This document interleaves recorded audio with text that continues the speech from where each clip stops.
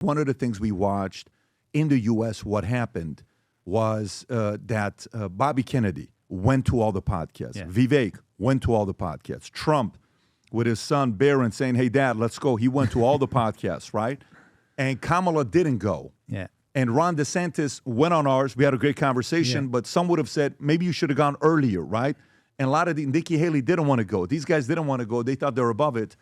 And when I called out Pierre, a lot of Canadians says, you don't understand.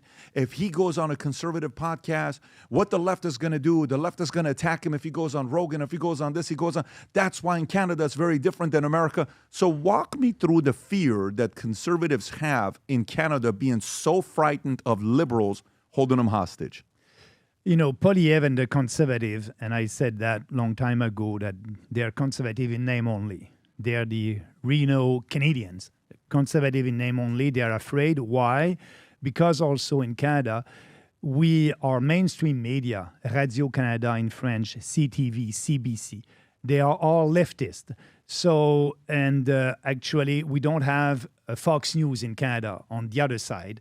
So for me, the Canadian population has been manipulated by the leftist media. So Poilievre is afraid of the reaction coming from the leftist media. But, you know, he must understand, as a politician, we are in 2025, and the future is with independent media, podcasters, and you must go out there and explain your platform. But he doesn't want to do that also because he's afraid of the reaction, yes, of the mainstream media, and also because he cannot have a discussion right now. We don't know what he believes in right now. He's keeping secret his platform. We'll know that during the election. So now he's speaking only with slogan, and for me it's empty slogan. And you know, there's a lot of people real conservative base are not happy with him because now he's doing campaign not against the liberals but against Trump. And you must know that in Canada, they did a survey before the presidential election, and 65% of Canadians said in that survey that they will have voted for Harris and the Democrats. So for Poilievre, he tried to pander to that leftist electorate and try to have their support. By doing that, you know, he's going away from real conservative values, and the real conservative values, free market values, are not so popular today in Canada. So we need to be out there and to speak about our ideas. And that's what I'm doing as politicians.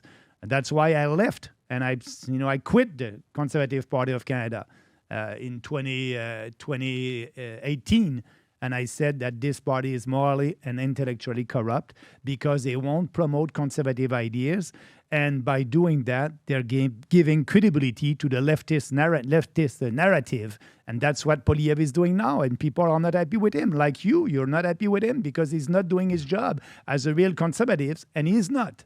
Yeah, to me, it's the reason why I respect Trump as much as I do, as well as Bobby Kennedy. Anytime, any place, anywhere, and not afraid of the leftist media. Yeah. And in America, you got to respect that. Yeah. And when you looked at Kamala or some of the other guys, it wasn't anytime, any place, anywhere. It just was. It had to be controlled. Here's the questions you get to ask me. You better ask this. Nothing more than this. So I want to play the clip you and I were talking about earlier. This is Pierre playing a clip. Rob, if you can go to my Twitter account. Go up a little bit, keep going. I think it's the one two above. Go two above. No, the other way, Rob. Go two above, right there. Go down to Ben & Jerry. It's right there. So go to Pierre's if you could, and let me just first read what he says, and then I want to get your commentary on it. So he says, last night, President Trump endorsed Mark Carney. Why? Because as Trump said, he's easier to deal with and knows that I will be a tough negotiator and always put Canada first. Carney is weak and would cave to Trump's demands, just like he did when he moved his company headquarters from Canada to New York City. Canadians don't want a weak and conflicted leader. They want a strong prime minister who will put Canada first. So now let me play the clip. Here's Trump. Rob, if you can play the clip of Trump, what he says here. Go for it. Isn't that going to make them more hostile to us and possibly No, I'd rather deal with a liberal than a for China closer to Canada, and that would really put us in a bind. The conservative that's running is stupidly no friend of mine. I don't know him, but he said negative things. So when he says negative things, I couldn't care less. I think it's easier to deal, actually, with a liberal. Isn't that going to be? So when I posted this, Rob, go back to my tweet because I want to show you what people said. Okay, just go to the bottom of the comments to show what Canadians said. So some people said, right there. If you can go lower. I've been to Canada. Okay. Maxime Bernier is the only politician in Canada that can actually understand this. Pierre has never had an actual job outside of politics. He's a World Economic Forum uniparty shield through and through. He's a useless, whatever politician. He's no leader. You're wrong here, Pat. Trump is doing Poilievre a favor by saying he'd prefer liberals. This is an endorsement for the PP. His policies do exactly what Trump wants. Energy, pipelines, oil. Canada's got a lot of those things. Poilievre and Carney are hood ornaments. Do you have any suggestions? On a serious note, thanks for saying PM and not governor. Patrick, I think Trump understands this endorsement, especially framed in a term of being a pushover will hurt Carney. He is mitigating the side effect that his tariff policy was driving up liberal support. Pierre has to posture to keep that illusion alive. Who's right here? Yeah, I think that, President Trump is right because Poilievre right now and the liberals, Carney, are the same on the most important issues for the future of our country. And we can go on these issues later. And right now, for me, it's a LibCon party. And so, instead of, and people in Canada now, if you look in the polls, again, it's a bad news, but the Liberals are ahead right now, and the election may be called as soon as in a couple of days. Why? Because Poilievre is a liberal light. And instead of, voting conservative, liberal light, they will vote for the real liberal. And the real liberal is Carney. So for Trump, dealing with Carney or dealing with Poilievre is the same. And so we are very different as a political party. We are this populist political party, a little bit like Trump. And on a lot of policies, our party is in line with Trump. On tariffs, we can have a discussion about that. We have a different position than Poilievre, but Poilievre is doing the war against Trump using tariffs and imposing tariffs and taxes on us Canadians. And for him, like I told you in the beginning, because Trump is not popular in Canada, and I think he think that by being against Trump, that will help him in Canada.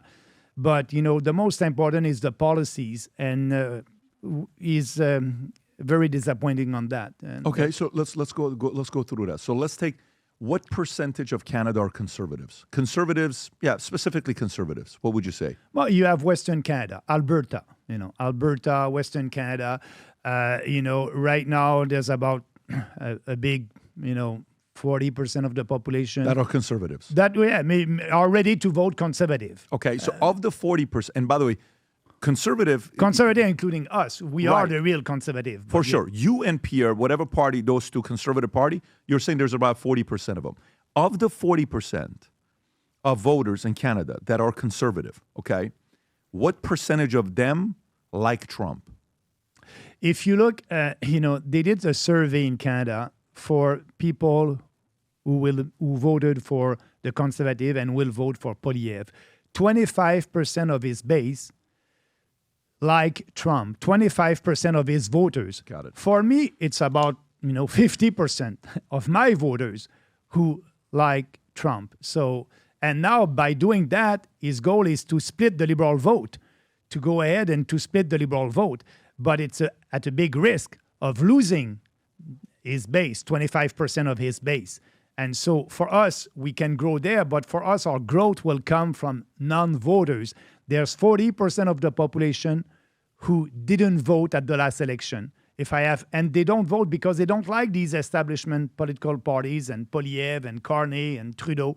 So we are the option, the new option for them. So our growth can be coming from these non-voters that may come and vote for us. Okay, so for his base, out of the 40%, you said 25% like Trump, 75% don't like Trump. Okay, from your base, 50% like... At least 50%. Okay. But we don't do any polling. We don't do any focus You're group. assuming. So it could be 60, 70%. Yeah. Okay, from the conservatives that don't like Trump, why don't they like... What about Trump do they not like in his policies? But now it's the tariff. Trump, because of the mainstream media, they're saying, Trump is against Canada. Trump wants to, invade our country. Trump wants our country to be the 51st state. So they're nationalists, and they said, and they believe that. The mainstream media and the liberals and the conservative like that, like the fact that Trump said we will be or we may be or that will be great if we are the 51st state. They like it because now they say, no, we are defending the sovereignty of our country. But all that, it's just, when Trump is saying that, for me, he's not serious. He's just, having fun against our leaders. He knows that we don't like it. He's using that, telling our prime minister, the governor of Canada. I did read his book, The Art of a Deal, and that's the way he's doing deals. Discredit his opponent, and he's doing that and using that. But in Canada, it's good for the Liberals. They are saying we are the defender of the country, but they are not. Their policy will be very bad for the country. And I said politically, and when I'm doing interviews, that we are the only hope for Canada. If our policies are not adopted, or not be adopted in Parliament, this country is going nowhere. We need to change that, and we have bold policies that are in line. And when I'm saying that we are putting Canada first and our country first, it's not a slogan for me. It's a reality. But for Poilievre, it's an empty slogan. Nowadays, more than ever, the brand you wear reflects and represents who you are. So for us, if you wear a Future Looks Bright hat or a Valuetainment gear, you're telling the world, I'm optimistic. I'm excited about what's going to be happening, but you're a free thinker. You question things. You like debate.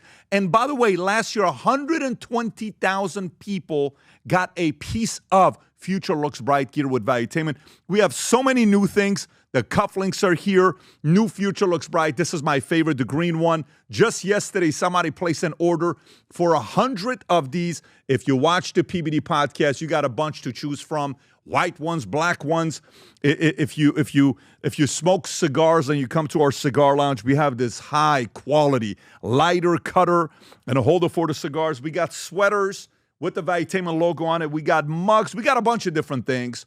But if you believe the future looks bright, if you follow our content and what we represent with Valuetainment, with PBD Podcast, go to vtmerch.com. And by the way, if you order right now, there's going to be a special VT gift inside just for you. So again, go to vtmerch.com, place your order, tell the world that you believe the future looks bright. If you enjoyed this video, you want to watch more videos like this, click here. And if you want to watch the entire podcast, click here.